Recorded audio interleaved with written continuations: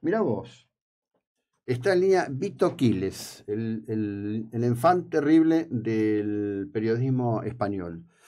Vito, buen día, ¿cómo le va? Hola, muy buenos días y muchas gracias por invitarme a su programa. No, y a vos por haber aceptado dedicarnos unos minutos de tu tiempo. Bueno, te has transformado no solo en alguien disruptivo en la búsqueda de confrontar con el poder en España, sino, como dije yo, en una suerte de niño terrible para la dirigencia socialista, en particular para el premier Pedro Sánchez Castejón. Contanos un poco cómo viene tu historia y qué lugar te da el resto de la media española, que a grandes rasgos parece muy comprometida con el Partido Socialista Español. Bueno, yo empecé haciendo periodismo en una de las universidades más conocidas de España, en la capital, en Madrid, en la Universidad Complutense, una universidad pública, y la verdad es que, digamos que durante mi paso por la universidad, pues encontraba bastantes discrepancias en torno a la forma de, por ejemplo, impartir la historia de los profesores, también la forma de contar algunos asuntos relacionados con, digamos, la política o incluso se notaba muy marcada su ideología, al ser una universidad pública y fuertemente controlada por el gobierno. Y fue ahí cuando empecé, digamos, a cuestionarme ciertas cosas y a criticar, pues, digamos, ciertos dogmas que intentaban impartirnos y que yo consideraba que no estaban cerca de la neutralidad de la enseñanza, sino más bien ideologizados, ¿no? Y bueno, y luego ya me acuerdo que surgió la pandemia con el estado de alarma que me coincidió precisamente con esos primeros años de carrera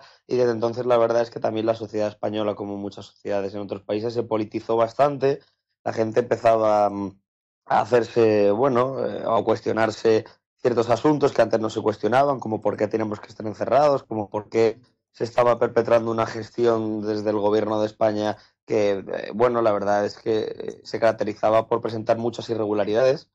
Y bueno, y ahí surge un cierto, digamos, activismo por parte de la sociedad que no se resignaba a ser encerrada ilegalmente, que no se resignaba a que el gobierno fuera quien le controlara absolutamente todos los ámbitos de su vida. Y fue entonces cuando, digamos, que me empecé un poco a involucrar en este tipo de periodismo más crítico con el poder, con el Estado y más combativo hasta el día de hoy, pues que he llegado a cuestionar a varios ministros y políticos del gobierno y hemos tenido bastantes enfrentamientos porque parece ser que no están acostumbrados a un periodismo que les plante cara, al menos la izquierda de este país, ¿no?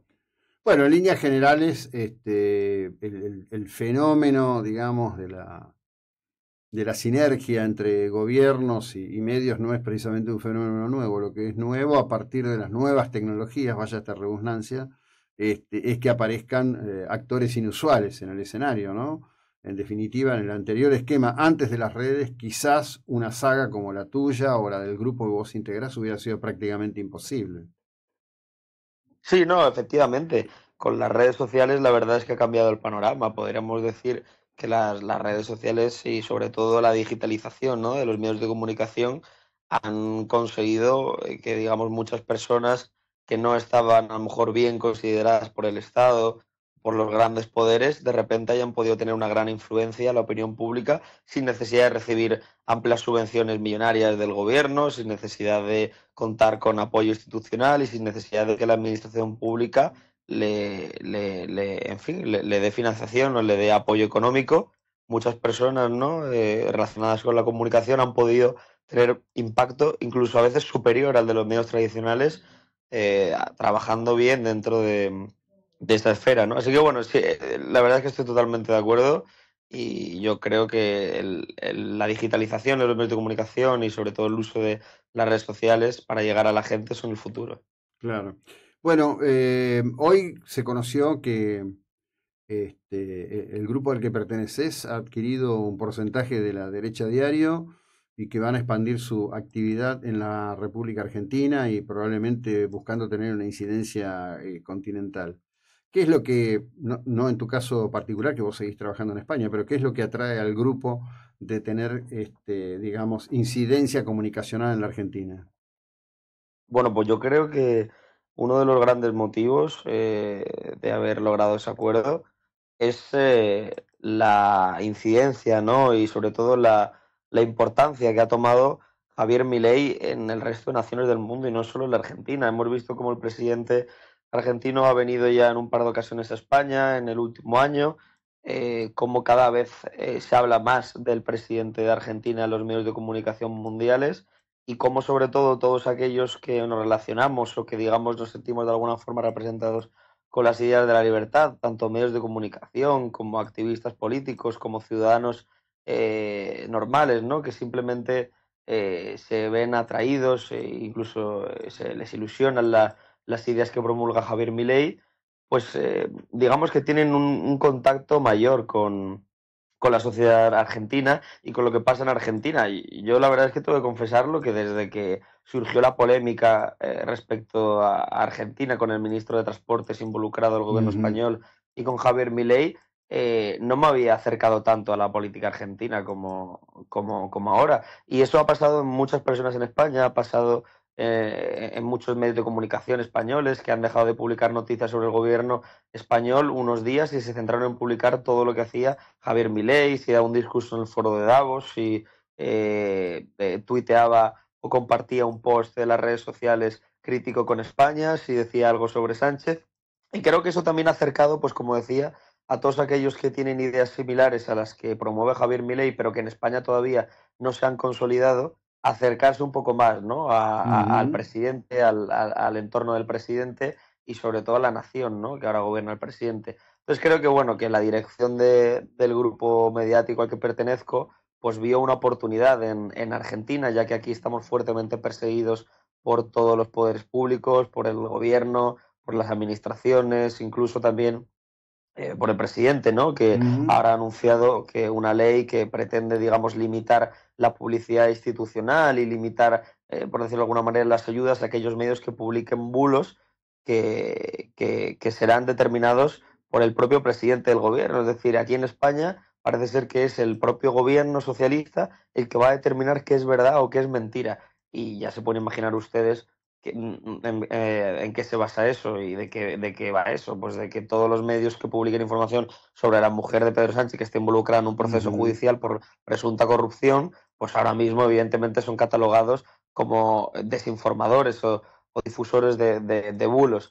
Y en ese sentido, pues también la dirección de mi medio pues vio una oportunidad en Argentina porque parece ser que allí prevalecen de alguna forma más las ideas del pluralismo mediático, de la libertad, y no como en España, ¿no? Que todos los medios que son un poco más críticos son catalogados como pseudomedios.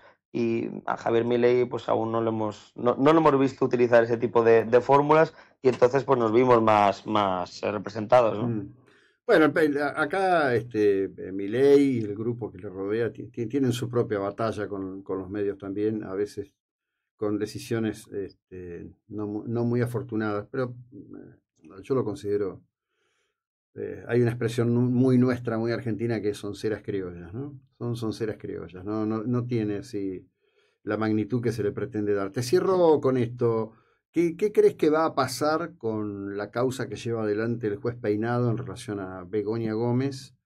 Donde, bueno, creo que todos los elementos que están expuestos están indicando que la Complutense realmente se puso al servicio del interés de Begoña por ser esta la esposa del premier español.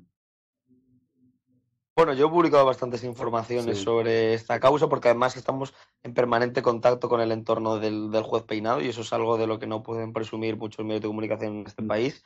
Y ahora mismo les podría contar incluso en exclusiva que el juez se ha tenido que ir de España para pasar unas vacaciones o al menos un par de días en tranquilidad, ¿no? Ni en paz con sus seres queridos, porque la presión aquí mediática, tanto por parte de los medios de comunicación como política por parte de los miembros del gobierno, como también judicial por parte de incluso la fiscalía, es absolutamente abrumadora, ¿no? El juez está fuertemente presionado y eso impide que pueda intentar, digamos, ejercer una vida con normalidad y con cotidianidad. Entonces, la verdad es que respecto a eso, pues el juez, a nosotros lo que nos cuentan es que es un juez inquebrantable y que es absolutamente una persona que va a llevar hasta las últimas consecuencias sus decisiones sin importarle en absoluto todo lo que éstas puedan condicionar en la política española. Además, es una persona que está ya muy próxima a la jubilación, que no tiene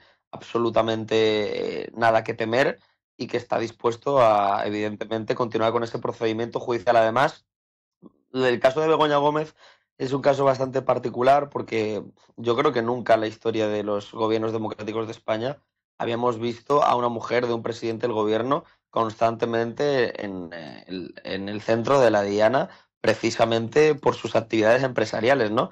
Porque además Pedro Sánchez defendía que su mujer, cuando actuaba de forma profesional, lo hacía desde una óptica totalmente individual y privada y que no tiene nada que ver con la administración ni con el gobierno, pero luego resulta que cuando va a declarar utiliza el chofer del gobierno, utiliza la escolta de Sánchez, utiliza la seguridad del presidente, utiliza precisamente medios públicos para esconderse de las cámaras, tiene una situación de privilegio y es tratada no como una ciudadana más, sino como una ciudadana como si fuera una ciudadana política, una representante público, es decir, accede por el garaje, que ese privilegio no se le concedió ni a las infantas aquí en España, ni al presidente Rajoy, y muchas otra serie de decisiones que ha tomado Begoña Gómez, que desde luego nos hacen entender que no es una ciudadana más y que cuando actuaba empresarialmente tampoco lo hacía así. Es más, por ejemplo, en una de esas reuniones que se mantuvieron en el Palacio de la Moncloa con los socios, digamos, de Begoña Gómez, estaba el presidente del gobierno.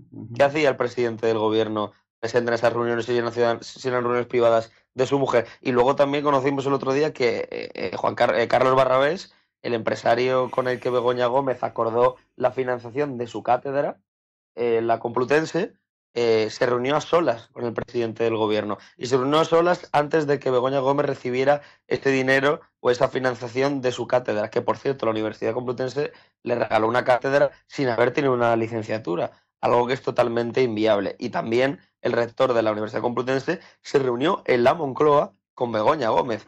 Es algo que es desde luego totalmente cuanto menos susceptible, ¿no?, de ser investigado, y veremos cómo avanzan las investigaciones, pero desde luego que lo que nos dice en torno del magistrado es que es bastante complicado ya para el gobierno, digamos, sobrevivir o asumir esta situación tan caótica, porque hay escándalos por todos los lados.